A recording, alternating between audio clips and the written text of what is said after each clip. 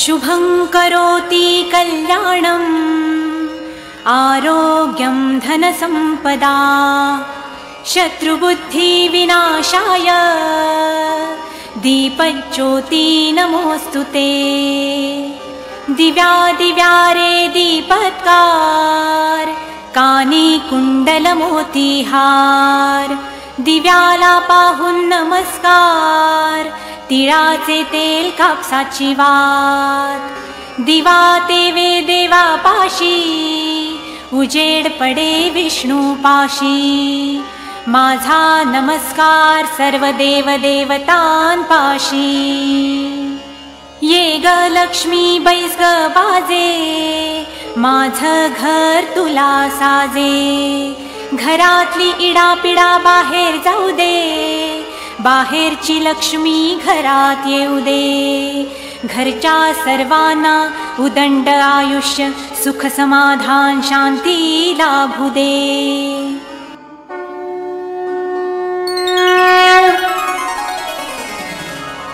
श्री मारुती स्तोत्र।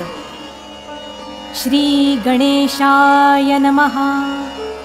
भीमरूपी महारुद्रा वज्र हनुमान मारुती वनारी अंजनी सूता रामदूता प्रभंजना महाबळी प्राणदाता सकळा उठवी बळे सौख्यकारी दुःखहारी दूत वैष्णव गायका दीनानाथा हरिरूपा सुंदरा जगदांतरा पाताल देवता हंता भव्य सिंदूरलेपना लोकनाथा जगन्नाथा प्राणनाथा पुरातना पुण्यवंता पुण्यशीला पावना परितोषका ध्वजांगे उचली बाहो आवेशे लोटला पुढे काळाग्नि काळरुद्राग्नि देखता कापती भये ब्रह्मांडे माईली नेणो आवळे दंतपंगती नेत्राग्नि चालिल्या ज्वाळा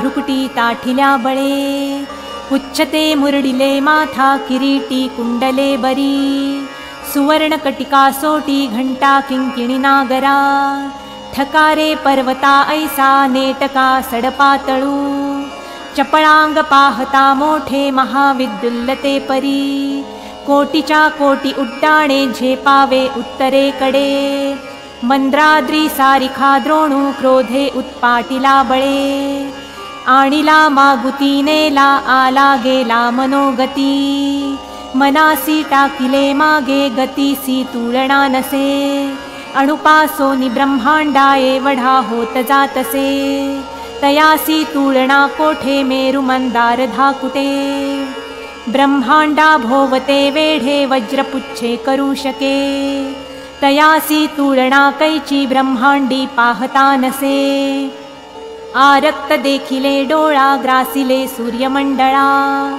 वाढता वाढता वाढे भेदिले शून्यमंडळा धनधान्य पशुवृद्धी पुत्रपौत्र समस्तही पावती रूप विद्यादी स्तोत्र पाठे करूनिया भूतप्रेत संबंधादी रोग व्याधी समस्तही नासती तुटती चिंता आनंदे भीमदर्शने हे धरा पंधरा श्लोकी लाभली शोभली बरी दृढदेहो निसंदेहो संख्या चंद्रकळा गुणे रामदासी अग्रगण्यो कपिकुळासी मंडणू रामरूपी अंतरात्मा दर्शने दोषनासती। इति श्री रामदासकृत संकटनिरसनं श्री मारुती स्तोत्रं संपूर्णम्। श्री गणपति स्तोत्र। प्रणम्य शिरसा देवं गौरीपुत्रं विनायकं भक्तावासं स्मरे नित्यं मायुक्कामार्थसिद्धये प्रथमं वक्रतुण्डं च एकदन्तं द्वितीयकं तृतीयं कृष्णपिङ्गाक्षं गजवक्त्रं चतुर्थकं लम्बोदरं पञ्चमं च षष्ठं विकटमेव च सप्तमं विघ्नराजेन्द्रं धूम्रवर्णं तथाष्टमं नवमं भालचन्द्रं च दशमं तु विनायकम् एकादशं गणपति द्वादशं तु गजाननं द्वादशैतानि नामानि त्रिसन्ध्यं यः पठेन्नरः न च विघ्नभयं तस्य सर्वसिद्धिकरं प्रभो।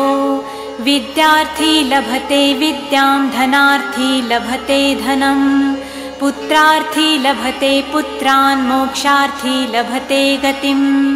जपेद् गणपतिस्तोत्रं षड्भिर्मासं फलं लभेत् संवत्सरेण सिद्धिं च लभते नात्र संशयः।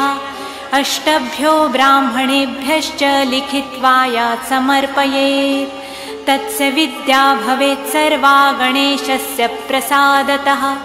इति श्रीनारदपुराणे सङ्कटनिरसननाम गणेशस्तोत्रं सम्पूर्णम्। श्रीसीतारामचन्द्रार्पणमस्तु। मूलचत्वारवाचा गमुपन्थ आनन्त या राघवाचा। मना सज्जना भक्तिपंथे चिजावे तरी श्रीहरी पाविजेतो स्वभावे। जनी निंद्यते सर्व सोडूनि द्यावे जनी वंद्यते सर्व भावे करावे। प्रभाते मनी रामचिंतित जावा पुढे वैखरी राम आधी वदावा। सदाचार हा थोर सांडून येतो जनितो चितो मानवी धन्य होतो। मना वासना दुष्ट कामान ये रे मना सर्वथा पाप बुद्धि न कोरे। मना धर्मता नीति सोडून को हो मना अंतरी सार विचार राहो। मना पाप संकल्प सोडून द्यावा मना सत्य संकल्प जीवी धरावा। मना कल्पनाते नको विषयांची विकारे घडे हो जनी सर्वचीची। नको रे मना क्रोध हा खेदकारी नको रे मना कामना ना विकारी। नको रे मना लोभ हा अंगीकारू नको रे मना मत्सरू दंभ भारू। मना श्रेष्ठ धारिष्ट जीवी धरावे मना बोलणे नीच शोषित जावे।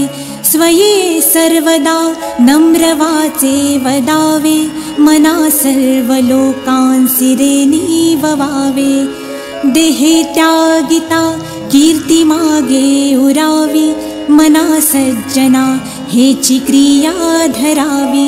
मना चंदनाचे परित्वा झिजावे परी अंतरी सज्जनानी ववावे।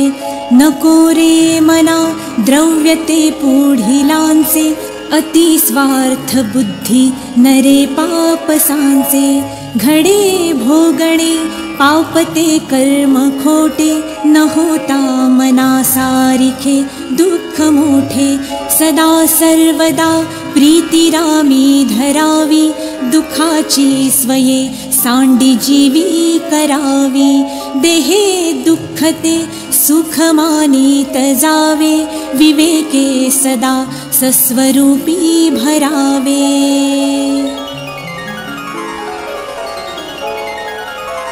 आता विश्वात्मके देवे येणे वाग्यज्ञे तोषावे।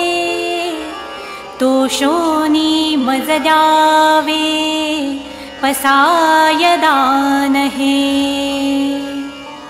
जे खळांची व्यंकटी सांडो तया सत्कर्मी रती वाढो। भूता परस्परे पडो मैत्र जीवाचे। दुरितांचे तिमिर जावो विश्वस्वधर्म सूर्ये पाहो, जो जे वांछील तो ते लाहो, प्राणी जात वर्षत सकळ मंगळी, ईश्वर निष्ठांची मांदियाळी, अनवरत भूमंडळी, भेट तू या भूता. चला कल्पतरूंचे आरव, चेतना चिंतामणींचे गाव, बोलते जे अर्णव पियुषाचे. चंद्रमे जे अलांछन, मार्तंड जे तापहीन, ते सर्वाहि सदा सज्जन, सोय रे होतु. किं बहुना सर्व सुखी, पूर्ण होवुनी तिहि लोकी, भजिजो आदि पुरुखी अखंडित. आणि ग्रंथोपजीविये, विशेषी लोकीये, दृष्टा दृष्ट विजये होवावेजी.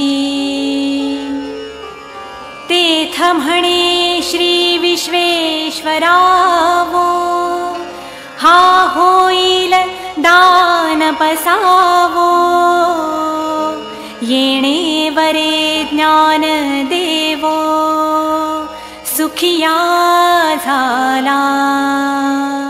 येणे वरे ज्ञान देवो, सुखिया झाला.